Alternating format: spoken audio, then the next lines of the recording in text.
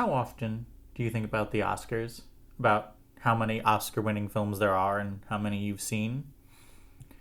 Yeah, there's a few famous Oscar winning films that we've all seen, The Godfather and Lord of the Rings and Titanic, I'm King of the World, all that stuff. But the Oscars have been running since 1927. There are currently over 1,000 films, feature-length films, which have won an Oscar. How many have you seen? I did the numbers for myself. It's not many, and I consider myself quite a movie buff. So here then is the premise of this podcast. Every episode, I and a rotating cast of 2 guests will randomly select one of the 1,000 films that have won an Oscar, watch it, and talk about it, with the only requirement being that one of the 3 people on each episode has to have never seen the movie before we talk about it. That will get difficult with Star Wars. Please note that our coverage of a movie does not constitute an endorsement of it. My least favorite movie of 2016, David Ayer's Suicide Squad, won an Oscar for Best Makeup, while my favorite movie of 2016, The Handmaiden, wasn't even nominated for anything. Please also note that our coverage of a movie is not a blanket endorsement of any or all of the people involved in it. A lot of terrible people have won Oscars. Kevin Spacey won an Oscar 20 years before he was outed as an abuser, and Roman Polanski won one 20 years after. But every film, good, bad, or in many cases mediocre, that has won an Oscar is an important part of film history just for being there. And they all, on some level, deserve a tiny bit of consideration, even if that consideration ends up concluding that it's garbage. And with all of that in mind, I'm your host, as always, Ellie McConaughey. And with me today is, by pretty wide margin, our most common guest star, Sam Marchioni. I was born in the wrong decade, musically speaking. And returning, Addie Greenberg-Sund. Hi, there were only a few hate crimes in this. Only a few. Oh, God. You promised me this wasn't a racist one, Ellie. I promised you it wasn't about racism. So, the fun part about it is that, even as I was watching, I was like, this is, pretty period typical, and it's not worse than others. Mm-hmm. It's and our subject for today, before we get too deep into it, is 1941's Lady Be Good, which won Best Original Song at the 14th Academy Award and was nominated for precisely nothing else. And apparently, Jerome Kern got pissed that it won. And so because of him now, songs have to be written for the movie. Mm-hmm. Yeah, he got the second Academy Award for Best Original Song and was mad about it. It's such a funny choice. And that's the thing, that's what struck me when I was reading about it, because you'd expect, okay, someone who lost for who won for something else, who lost for something else, would be like, man, fuck you. Yeah. You didn't even write it for that. No, he won. He was like, this is bullshit. This is such fucking bullshit. So it's hilarious to me that that's actually what happened afterwards, because literally the first note that I have on the whole movie is that there's a lot of lyrics in the first song. Mm-hmm. No, second song, Your Words and My Music, that are just obsequious to Kern and Hammerstein, and I'm just sitting there going, that feels really self-serving. You guys. It's not Kern and Hammerstein, though. Your Words and My Music was Arthur Freed. Oh, okay, so it's... Alright, that makes a little more sense. It is still weird. They're also that one... Okay. No. That was basically all I had to say on the subject. It's just, it's weird to me that, but have you fucking seen the Best Original Song lineup for the 14th Academy Awards? It's insane. It's huge. They have what is it? 1, 2, 3, 4, 5, 6, 7, 8 nominations. 8! Including Baby Mine from Dumbo, Boogie Woogie Bugle Boy of Company B, and Chattanooga Choo Choo. I wonder if that's why they were so mad? Maybe. I mean, if you look at this year, and I did, because I always do, but if you look at this year, this is the year where once you got below the big awards, all of the awards had just a huge inflation of the number of nominees. Documentary has 10, scoring has 15, Like there's insane. Jesus Christ, that's so many. I don't even know, like, art direction, interior direction, black and white has, like, how do you even count this? One of them was withdrawn. Like, Jesus, there's so many nominees. I think this was like one of those years where they were like, we gotta stop doing this. Was this one of the years when, like, the Screen Actors Guild kind of pulled out, so there was a lot of producers, basically, and non-actors as the main voting body? Because I know the Academy and the Actors Guild have been on difficult terms at times. It's interesting because this year was kind of like a weird year because they initially were going to cancel it because of Pearl Harbor, and like Yeah. it's just a weird year. I don't even know what was happening this year. I mean, most of the reason I've heard of this year, the 14th, because this is one of the years that someone brought up to me once. Because it's the year of Citizen Kane. It's the year Citizen Kane lost to How Green Was My Valley. And which one of those you've heard of should indicate why people are pissed about that. I actually think that I've heard of How Green Was My Valley primarily due to a joke on The Simpsons. Yeah, it's an odd year, and this is just such an odd. I said this like before we started to Sam, like this is probably, this is what, our 11th episode. This is probably the most insubstantial movie we've covered so far, even more than Let It Be. What it did was it laid the groundwork for every single fucking biopic about an artist and the woman doing emotional labor to deal with his bullshit. Oh my god. I sat here. When it started, I was like, minus the framing device, is this A Star Is Born? But A Star Is Born came first. Mm-hmm. Okay, so maybe it doesn't take the credit, but like, oh my god. I genuinely, up until like I thought that the framing device was the first divorce trial they do. Yeah, I know, right? Framing device within a framing device. Also, that's Mr. Potter, but that's Mr. Potter from It's a Wonderful Life as the judge. Just throwing that out there. Lionel Barrymore. Lionel Barrymore, very famous, very very big actor for a while there. He won an Oscar for Best Actor. Mm-hmm. Oh god, I was so confused watching the courtroom scenes too, because I'm like, this is not how a divorce. This doesn't make any goddamn sense at all at any point in American legal history. Like that doesn't. I mean, they give at the end intolerable cruelty as the grounds. I'm like, no, you married a fuckboy. I'm sorry, honey. This is on you a little bit. It's on her the second time around, definitely. Yeah. Especially given you married him after he burst into your apartment, brandishing a set of pearls in his pocket like it was a gun. Right? That entire thing. That whole thing, I'm sitting there going, this is not okay. This is now you can't work with him anymore either. Mm-hmm. Like, this is the point where you get a restraining order. Oh my. The central problem, like, if I had to name a problem I took with this movie's plot and, like, characters, is that Eddie, we have our main couple, which is Marilyn and Eddie, and Eddie just fucking sucks. No, it is Dixie and Eddie. Marilyn's just billed first, because I think, Dixie's the wife. Marilyn is the dancer. Oh, because Marilyn's Eleanor Powell. Yeah. Okay.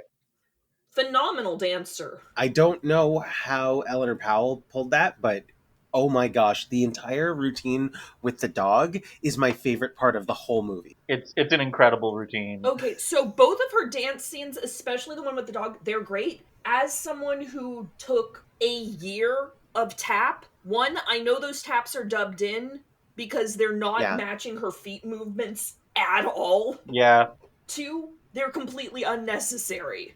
Yeah, she was like I know from like, just hanging out with a bunch of theater nerds that Eleanor Powell is like an incredibly famous dancer, and you like, whatever my other problems with this movie, I have no issues with her two dance numbers. They're incredible. But my point was, like, Eddie, the main love interest, fucking sucks, and not on the like, oh, he's a shitty dude, but he's so compelling and I want to fix him. No, he just sucks. He can't be fixed. Yeah, that's the long and short. deciding to kick your new wife out of the car on the way to your honeymoon because she was like, "Hey man, can we not repeat the mistakes from our last marriage?" Hmm. Hmm. Shitty boyfriend Hall of Fame right there. Yeah, we're already breezing through any interesting points I had on this movie. I can't say worst husband ever because, I just fucking watched Gaslight recently. But, nowadays, this is the kind of bullshit that gets watered down as wacky comedy Hmm. and ends up in Kevin Can Fuck Himself or something. It's interesting because like screwball comedy had been invented at this point. Bringing Up Baby was out at this point, and like I think that at certain points it's kind of like going for screwball comedy, especially in the scene where he runs in there brandishing the gun, like that. But it's like it's not really willing to go full manic energy for that. It's just too restrained, honestly. Yeah. I mean, honestly, there was part of it where I was just sitting there going like, I think it might have been the middle section on the Lady Be Good and all of The montage thing? yeah, the montage, and it just kept going and going, and I was like, there's not that much of this song. It goes on and it gets weirdly racist. Yeah, and there's not so much of this song that it's not like I felt like you've got 45 seconds of lyrics and we're just hearing it over and over again and I'm going rip my hair out. The Gershwins have written such better things. Yeah, One of the right? better things they wrote is in this movie. Mm-hmm. Yeah, yeah. Lulla's the best though. Lulla's my favorite. Mm. I want to be Lull. Oh yeah, Lul's is sweet. But can we take a second? We've given Eleanor Yeah. Powell some flowers for the dancing. The Berry Brothers. Oh yeah. Those three. Oh my god.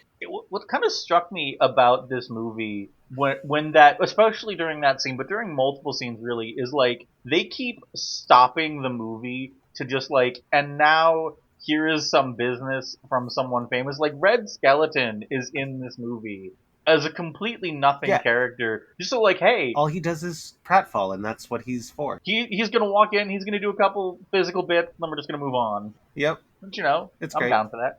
It's the one where he like falls over mid step. Well, it's a really good pratfall.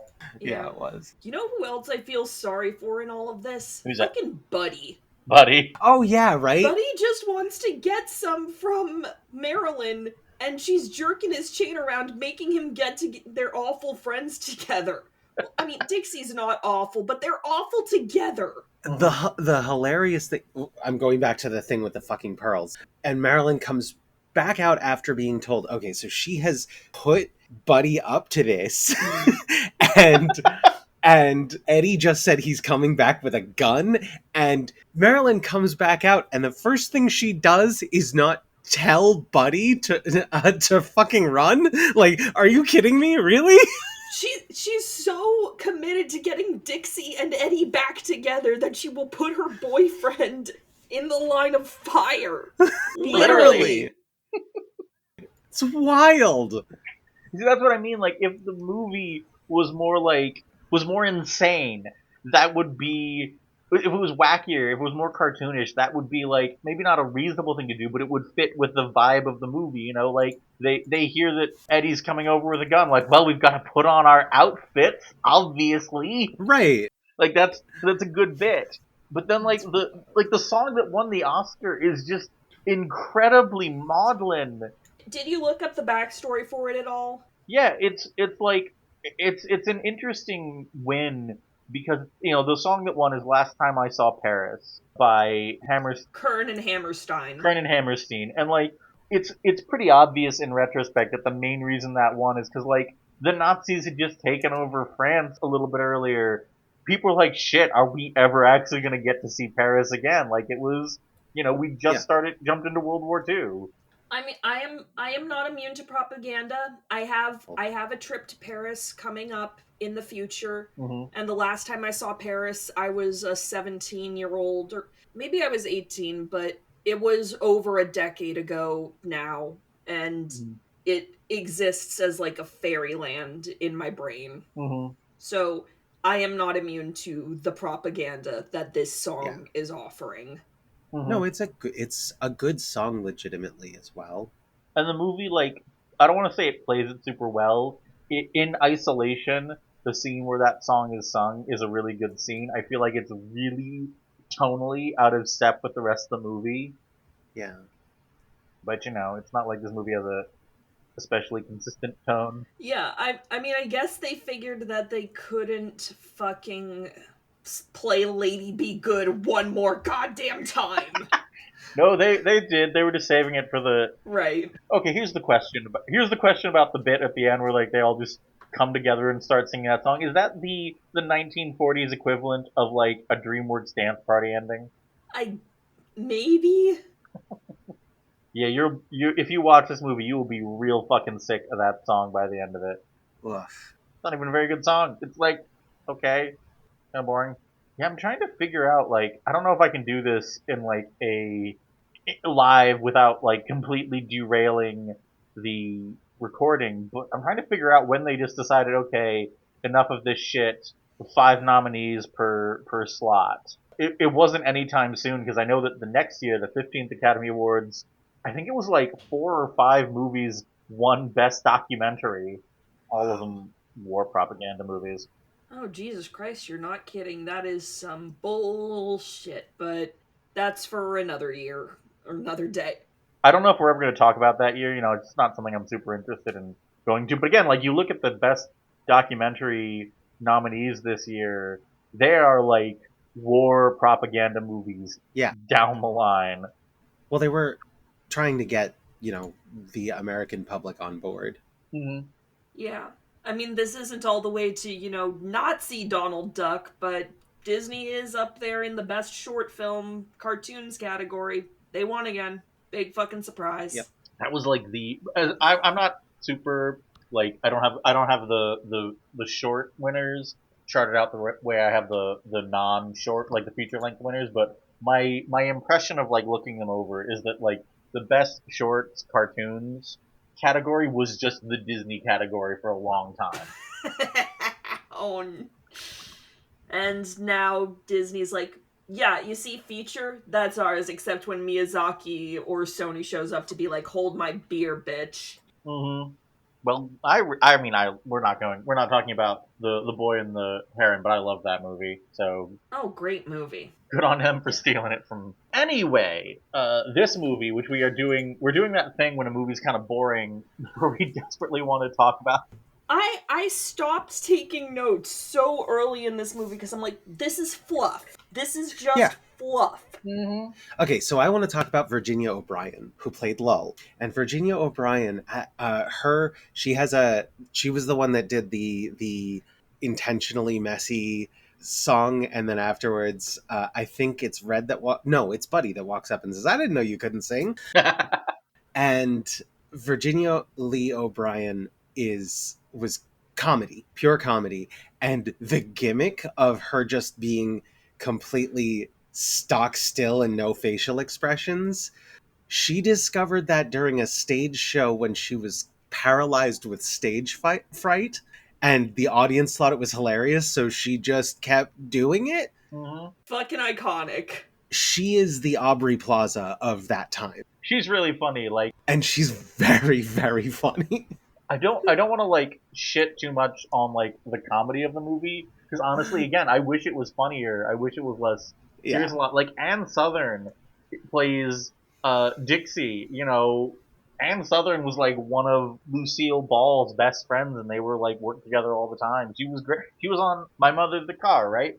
Mm-hmm. Yeah. Don't know what that one is, but she's funny, and they're making the snappy transatlantic accent witty banter work, but Mm-hmm. it's Mm-hmm. just witty dialogue has to be witty when it is written. Delivery cannot save it. Like, if have ever either of you seen At Long Last Love, the Peter Bogdanovich movie with Sybil Shepherd and Madeline Kahn? Like not. No. Yeah, so, like, you have Madeline Kahn in that movie, one of the funniest fucking women of all time. And even she can't salvage some of the dialogue in that thing. Mm-hmm. That'll happen. Yeah, I don't. I mean, I'm just looking over my notes, trying to think of really good of comments to make, and like most, I have a lot of notes, but not in those like, not in the way that like I take lots of notes for two types of movies. One where it's like a really interesting movie and I have a lot of stuff to say on it. One where it's a movie that's just kind of like I'm really trying to keep my focus on this movie, so I'm just like noting down anything that catches my interest. Like I have this one at the end that I'm very fond of, where they do the whole Busby Berkeley musical number. And audience, I'm not using that metaphorically. It's literally a Busby Berkeley number. Yeah. And they cut to back to the courtroom, and basically the judge says, "Oh yeah, I saw that. That was rad as fuck. You should take a bow." It was so good. Honestly, I feel like Dixie's lawyer could have gotten this hearing. Like, can I have another judge, please? Yeah. And I have someone other than Mr. Potter up here, who's I didn't get the actual character's name. It's Mr. Potter. He sounds like Mr. Potter in this one. He looks like him. What do I got? What do I got for interesting? I mean, the initial divorce is so casual. It's almost kind of like, was that intended as a Oh, bit? I don't know. Like, honestly, the fact that they have that whole extended scene of he asks her to come over and she thinks like, "Oh, are we about to get back together? Does he really need me for something important?" And the fucker is just his servants quit cuz he's a fuckface and he Yeah. can't figure out how to hire new ones. You called me to ask you how to call an agency, to ask me how to call an agency. Mm-hmm. I would have fucking clocked him in the head. He does get clocked at one point. It's doesn't he? Like there's a bit Yeah. like halfway through where he goes to punch someone and Maybe, I don't know, a lot of these guys' faces blur together for me. Eddie tries to start a fight with Buddy, and Buddy defends him. and just like instantly lays him out in one hit. Yeah. Yeah. But yeah, like the bit with Lowell, the bit with letting Red Skeleton do some comedy bit, the Barry brothers, who are extraordinarily impressive. This movie feels like it's almost like a montage of shit. It is. Oh yeah, for sure. I feel like it could have been. I feel like if it had more music to stretch to make it less monotonous through the montages as they're gaining popularity and stuff, Mm-hmm. I feel like that would have made the movie a lot more entertaining. Mm-hmm. As it was just we heard We heard the same 5 songs like 20 times. Mm-hmm. specifically Your Words and My Music and Lady Be Good. We heard both of those like 5 times each, and they were so boring by the end of Yeah, it. the worst songs on the soundtrack. And they did. So, this is. The song Lady Be Good is from a musical that the Gershwins wrote. Yeah. It has, of the same name, it has basically nothing to do plot wise with the musical and the movie. They have basically nothing in common, but there were so Yeah. many songs that were in the stage musical that were not in the film, and I'm like, this is some fucking Gentlemen Prefer Blondes shit. Uh-huh. I mean, like there's so many. I went and looked up the plot of the musical. It is unrelated. It is. It isn't even. It's not even like a very loose adaptation. Like they are two different plots in two different genres, basically.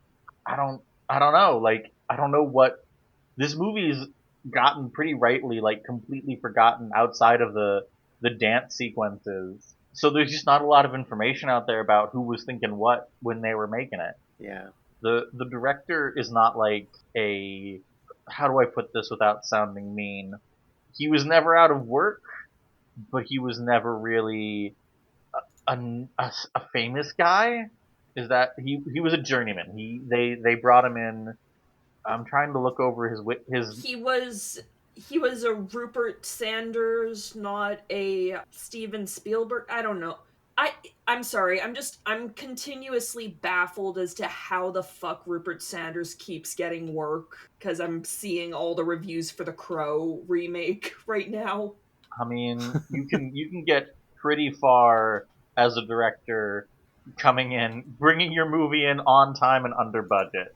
Like, you know, David Lynch. Obviously, this is an extreme example because while David Lynch is not, movies aren't very successful. they are always considered critical darlings, but they're never really very successful. But he comes in on time and under budget. His actors like him. He's apparently very good at like keeping stuff together. You can get pretty far by just not being a huge pain in the ass to work with. I'm just looking over. Yeah, he directed some Bing Crosby movies. Directed us. They did. Some Marx Brother movies. Mhm. Maybe that's what it is. He's just always collaborating with people who've left more of a mark on the industry than he is. Like even in this, he's collaborating with Busby Berkeley. That's a big name. Yeah. I've heard of The Secret Life of Walter Mitty. I have never seen it. I did see the remake from like I was about to say 5 or 6 years ago. I do use the word unwatchable pretty lightly, but it's pretty, that was a rough watch. Yeah, I guess it's just kind of like, it's, there's a kind of movie that like they made a lot back in these days where it just like they didn't really have a lot in mind. So they just sort of like, if you can get one really good scene that gets people out to see it, it's like they're not going to see it at home on their TV, are they? It's not like, three jackasses who've never made movies in their lives are going to be talking about it on the internet, on some invention that allows people to listen to each other. Say, what's this thing you're talking about called the internet? Internet. Is that a communist invention? 80 years down the line, sure is. Sure is. It's definitely a communist invention. Yeah, it's just kind of like a very insubstantial movie, and like honestly, the biggest name outside of the stars that's probably there is it was produced by Arthur Freed, who like he wasn't famous yet, but he's gonna like produce, Annie Get Your Gun, Singing in the Rain. Huge lyricist too. Like almost everything in Singing in the Rain is his in some way. Almost all those songs. Yeah. He was uncredited on The Wizard of Oz as a producer, so he wasn't a name yet, but he was getting there. He was gonna get there. Oh, fucking hell. What happened? Clicked his name, and Shirley Temple alleged that he exposed himself to her when she was 12. I fucking deal.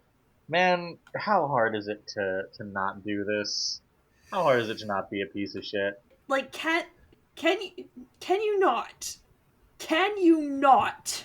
I was at I was thinking about that today because like I was at Barnes and Noble today, and I go there pretty regularly. It's where I get most of my Criterion purchases, and I noticed that they had rearranged their fantasy and sci-fi shelves, and I was like, why did they fucking do that? And then I looked like, oh, because of the way they shifted it around, all of Neil Gaiman's books are up on the top shelf. Yeah. Oh. Mm-hmm. Quick, topic change. Topic change. I have I have a further bone to pick with the music. Mm-hmm. If you are going to make a movie about a pair of composers, pick one set of composers. Like, I don't know if either of you watched Smash, the TV series, as a teenager. Nope. Who was super into theater when Smash was airing. I was super into it. And there's a reason that the Marilyn Monroe musical within that TV show sounds more cohesive than the knockoff Rent musical. And that's because they stuck with one fucking composer. They stuck with Mark Shaman and Scott Whitman as opposed to the 20 composers that make up hit lists musical track list. Like, there are Pasek and Paul compositions in there. There's Joe Iconis. There's Drew Gasparini. There's Andrew McMahon. And I'm like, pick one! Pick one! I'm gonna ask you a question, and I need you to answer honestly, even though I'm kind of unhappy that I think I know this. Were the people who made the Smash the same people who did The Greatest Showman and Dear Evan Hansen? Pasek and Paul are the people who did Dear Evan Hansen and The Greatest Showman.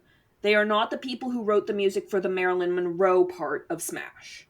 Okay, but they were. That was a suspiciously specific denial, Sam. No, I admitted it. Okay. They wrote some of the songs for the second season has a musical that's like a pop musical that's so very clearly similar to Rent and they got like 50 different composers on it. I'm exaggerating because I'm being dramatic, but Pasek and Paul wrote a couple of the songs in the quote-unquote new edgy musical to contrast with the more traditional Marilyn Monroe musical. Huh. That's interesting, I guess. I don't know. When I was watching this one, my thought about it was like I have it in my notes several times, like your words and my music, which is the musical teams. It's like jerking off. Yeah. Most of them worked on this movie. Most of them have Right. songs in this movie. They weren't like writing it for them. It's like Gershwin, both of them, Kern, Hammerstein, Eden. You Yep. know. That is exactly what I was saying to start with, was that it felt like listening to that one in a movie that I know that those writers are also in. I'm sitting there going, this is really self-serving. This really kind of sucks.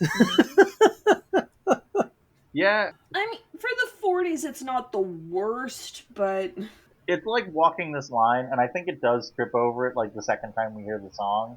But like the first time around, it feels a little bit like fanboyism, like when some TV show, when a time travel TV show has the characters go back to meet some celebrity the writer is a fan of, it can feel really like weird and self-serving, or it can feel like genuine kind of charming fanboyism. I'm a really big, and it kind of trips over that line, but I think that's what it's going for. Like when David Tennant's 10th Doctor met the 5th Doctor. Precisely, versus like, I don't know that one, but the example I was thinking of is like in Legends of Tomorrow when they go back to trick George Lucas into making Star Wars. That felt very sincere. what? Yeah, that happened. They That show is wild. You're gonna make... At some point, you have to fucking make me watch this. the fast. I mean, it's simple to explain. Like all that happens is they act like the villains accidentally scared George Lucas out of wanting to be a movie director, but that means their science guy isn't inspired by Star Wars anymore, so he's not. So he loses all of his science knowledge, and their historian was inspired by Indiana Jones. So they have to go back in time and basically like trick George Lucas into wanting to be a director again, and it's cute. Jesus Christ, and I thought the Star Wars references in Timeless were fucking weird. Legends of Tomorrow is a very cute show. That's it. It's not. Don't take it seriously. Would you believe me if I told you that at one point the heroes and George Lucas get tossed into a garbage compactor? Oh God! It's honestly beautiful because it's a show where the very like they basically they come just shy of breaking the fourth wall to say, if you're taking this too seriously, you're watching it wrong. Mm-hmm. Some Jean Cocteau shit. I see. It's fantastic. It's like this is just going to be fun. Let's do it. It's great. God, it's a terrible show. Let me be clear. It's a terrible show. I love it, though. And as soon as you think about like how it's meant to fit into the wider like DC oeuvre, you just like... Yeah, no, I give up. I came here to talk about a boring musical from the 40s, and we're suddenly talking about a fucking CW show. We are avoiding this movie like the plague. While you're talking, I'm looking over my notes, and I do really like, okay, they're doing the montage of all the people listening to Lady Be Good. I actually thought that was kind of interesting, because, like... Oh god, I wanted to go to sleep. Well, okay, the montage isn't actually interesting to watch. It's very boring to watch. But, like, it's interesting on a conceptual level, because, like, how often do you see the way music was sold in the 40s? Because they're selling, like, I never thought about it, like, they're selling the musical, the note sheet. Oh, the sheet music. Yeah, with a... Yeah. That was cool. I really liked that. And, like, the concept of just watching it climb the charts, that's cool. It just... Couldn't you have done it with a better song? Or, like, made it a minute shorter. Yes, that's the real thing. And definitely left out the fucking Chinese yellow face bullshit. Yeah, that's... That entire thing. Like, the montage was already on thin ice, and that just pushed it into the water. What's super weird is, like, they also have a shot of some black people, like, dancing to it in Louisiana, and that isn't racist at all. And then they have a shot of just some people on a beach to represent California, which I thought was very funny. Right. So, like, why are you doing this? Why are you fucking doing this? Don't. I thought that was supposed to suggest that it was being used as like a title thing for a movie to make it a meta thing. But no, this movie was not that creative. It wanders towards the fourth wall a couple times. But, like, again, like, in the screwball comedy moments, like, that's. Yeah, but it doesn't have enough force or velocity to break it. It doesn't really have enough force or velocity to do anything. Is that how fucking physics work? I haven't done physics in 5 years. It was a completely serviceable metaphor.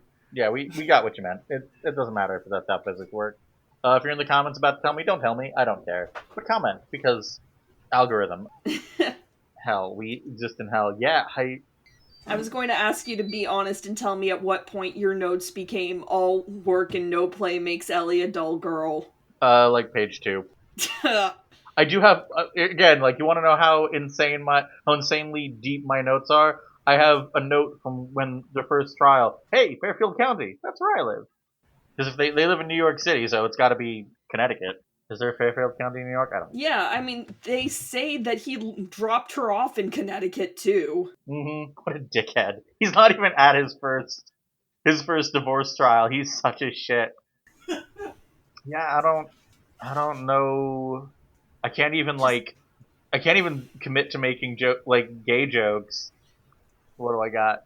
I mean, given how much time we spend with fucking Marilyn and Dixie, I'm like, you two should just go off together. Seriously. Absolutely. I don't know where this relationship between Marilyn and Buddy came from. Take your dog and, I don't know. Yeah, why did that come out of nowhere? Go move up to Boston, have a Boston marriage. Yeah, there was no foreshadowing for the suddenly these two are an item. And he wants to get married and she won't let him because they need to get their fucking friends back together for... It still makes no fucking sense! I had this thought about Buddy. Buddy very much feels like he was written into the movie, like, in a second draft when they realized they wanted, like, we need a screwball comedy scene, so we want a couple scenes where, like, Eddie gets jealous, this dude, and then he keeps, like, dropping in and out of the movie. I guess because, like, Red Skeleton can't do it. So I felt like Buddy belonged in the film, but I don't know. I didn't see them building up The relationship there. Mm-hmm. Yeah, I mean, like, if this were a glorious 90s mid-budget rom-com, they'd have, like, a couple cute scenes together of one of them tripping over their words or something like that, or, like, they'd get a dance number together where they're super in sync. Mm-hmm. Did anyone catch in the opening court scene? This is just the one thing that I wrote down was, so Dixie gives her like part of her testimony, and then the lawyer, I don't remember what the lawyer's name or whatever was, but he basically goes, I'm going to bring forward an impartial witness, and calls Marilyn, who immediately says, oh yeah, she's my best friend. And I'm like, well, lies. Like, you like totally destroyed The amount of shenaniganery. Completely impartial, right? I mean, like, it's also extremely funny that, like, in a movie from 1941, they're like, yeah, you can get a divorce. It's really easy. Yeah. You don't have to go live in Nevada for a month. What is it? I forget. It's been a while since I saw Desert Heart. Like, well, 6 he months? left her behind for 6 months and he was in South America. That'll do it. I guess, like, my point was that, like, I don't think New York or Connecticut allowed no fault divorce at this point. Which is hence the intolerable cruelty. Mm-hmm. Yeah, being married to him certainly seems like it's intolerable. Yeah. Jesus Christ, this fuckboy. Mm-hmm. Yep. The point about the secondary couple is interesting because, like, it's been a very long time since I saw The Shop Around the Corner, which is, I think, the only rom-com I've seen from roughly this era, from like 40 or 41. And, like, it has a secondary plot going along, but it is a few scenes. Like, you get scenes with the secondary characters. I mean, like, I don't know if it was the exception, that's why The Shop Around the Corner lasted as long as it have in the way that Lady Be Good distinctly has not. I'm pretty sure we're the first people to think about this movie in 50 years. I mean, it is definitely the energy of a modern rom com to be like, hey, here are the lead's two best friends. They have absolutely nothing going on in their life except being invested in the relationships of their best friends. Yeah. I saw that. I can't remember the fucking name of it. The Sydney Sweeney rom com from last year, and like Anyone but you? that's it. That's the fucker. And like it was fine, but it kind of struck me how utterly flat the relationship between the secondary characters was. Like they are barely characters. They are literally fucking up their own wedding to try to get these two together. Man, don't do that. Don't write your secondary characters like plot devices. You're gay and in Australia. Do not focus on the straights. Do not focus. Do not focus on Sydney Sweeney. Yeah, I don't. But what, we can have a little Glenn Powell as a treat? Little Glenn Powell is a treat, just a little. Or Glenn Powell. Actually, don't focus on Glenn Powell either. He's okay. He's only okay in that movie. Yeah, I don't know if I have like. I feel really bad because like I always want to try to get the episodes up to a certain length because want to give my listener bang for their buck. But like I just don't have any thoughts on this movie that we didn't really get over. Cute dog, A+ dog. Eleanor Powell, Yeah, great dog. she trained that dog herself. Really? Yeah, Insane. she trained the dog. Yeah, her dance number with the dog and the big final, what is it, fascinating rhythm dance number. Mm-hmm. I mean, if I was a in 1941, aside from the whole everything about me that would make that intolerable, I would go see this movie just to watch that dance number. Yeah, this is the time of, well, it's the Great Depression and there's a war on. I might as well have some happiness in my life by watching a big moving picture. hmm It's I wonder, I used to wonder conceptually if like that was. I still haven't seen How Green Is My Valley. Maybe one day we'll roll it up and I'll have to watch it for this. But I always kind of wondered if like the reason Citizen Kane only won, I think it's screenplay, yeah, best original screenplay, Yeah. is because like shit was Citizen Kane is an undeniable masterpiece, but it is a stone cold bummer. Yeah. And like I wonder if that was just like not what anyone was in the mood for. I mean, when William Randolph Hearst was definitely also campaigning against it. He was a little bitch boy, yeah. Like, oh my god, I have to tell you about the timeless episode dedicated to fucking Citizen Kane. It will, but I'm excited to hear about it. No, my point is that like I think that people, there's always this instinct when people judge the Oscars. How did they think that like what's an example? Forrest Gump deserved to win Best Picture over Shawshank Redemption. You know what? To be fair, Forrest Gump does suck. Hot take. Maybe it's actually I think it's less of a hot take than it used to be. yeah, now that all the Gen Zers are online. But like I think that we do underestimate how much like the mood surrounding a movie can carry it. Like Everything Everywhere All at Once didn't just win because it was a great movie. It also won because it was a movie people wanted to see win. It was a really sincere, earnest film that people wanted to see get all of the big. And now people are pretending like they hate it, or they're saying they hate it, and we're like, don't pretend you actually liked it. I'm like, no, we did like it. No, I liked it. I like it. I'm not. Let me be clear to people who like alter their opinion either positive or negative based on the will of the crowd. You are equal to the other person. You are if you decide, oh, everyone likes this movie, now I hate it. You are just as bad as people like, oh, everyone likes this movie, I must like it. It's just as boring. Have your own opinion. So, yeah, I'm a strong proponent of being basic and enjoying it because like there's a reason so many people like pumpkin spice. Pumpkin spice is fucking delicious. It's basically tasty. a pie in a cup. It's wonderful. The only reason you're allowed to be mad at Everything Everywhere is the Jamie Lee Curtis Oscar. Yeah. Everything Everywhere is a great film and I won't like Mm-hmm. it's one of so the thing is that I like about it and the thing that you don't see often in movies, even Like, there are certain directors that do this a lot, but it's where literally every piece, every moving part in every scene is there to be followed up on later, Mm-hmm. right? Nothing is wasted. There isn't a wasted prop. There isn't a wasted piece of writing that's legible on screen. There isn't a wasted movement in the background.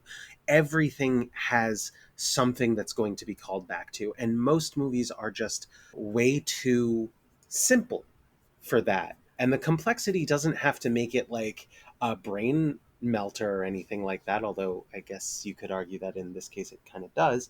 But Mm-hmm. it can be a simple thing where you're just sitting there going, oh yeah, we're going to call back to the hot dogs for for fingers.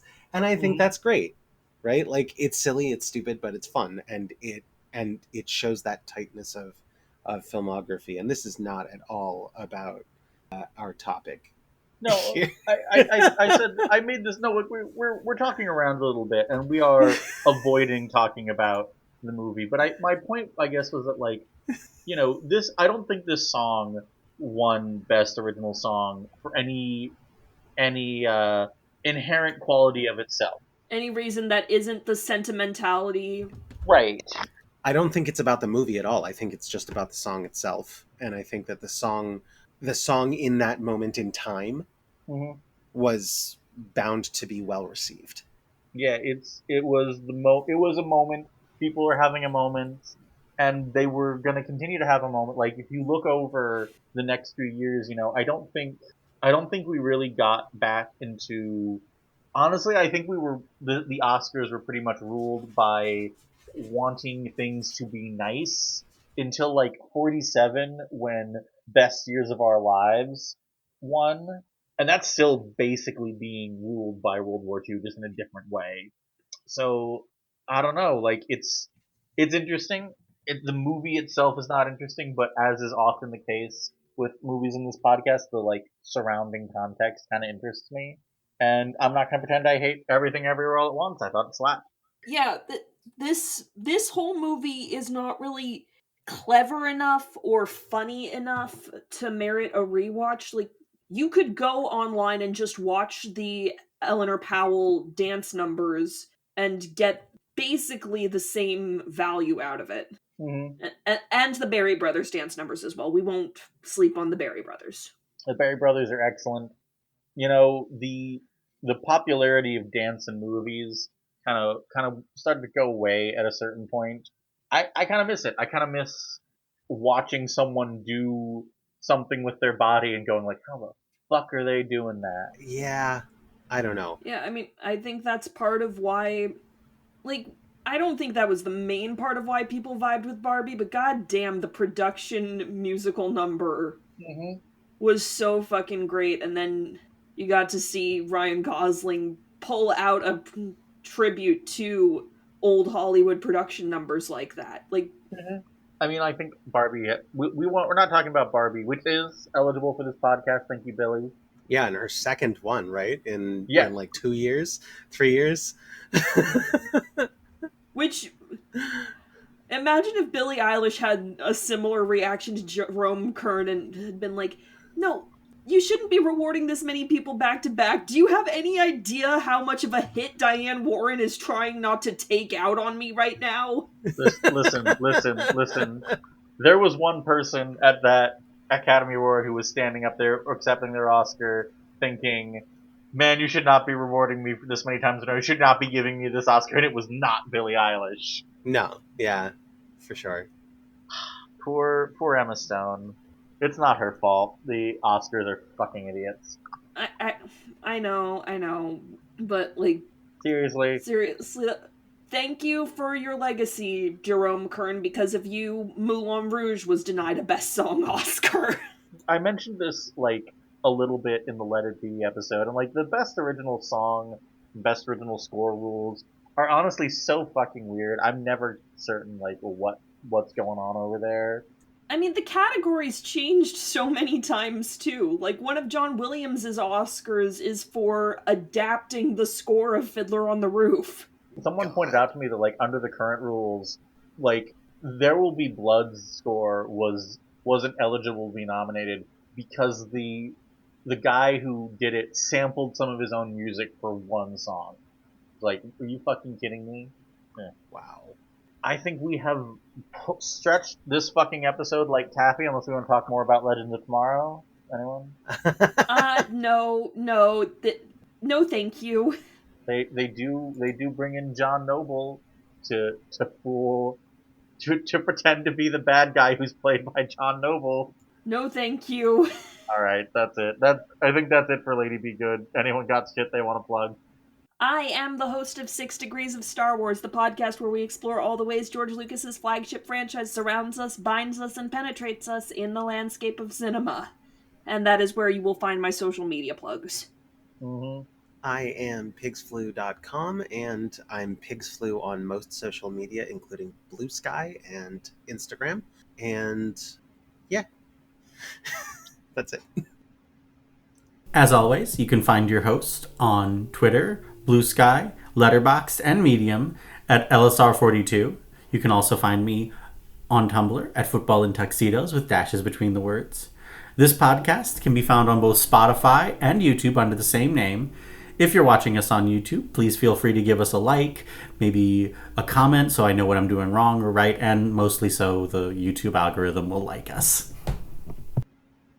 Yeah, I think that's it. Thanks to both Sam, who is rapidly just becoming my co-host,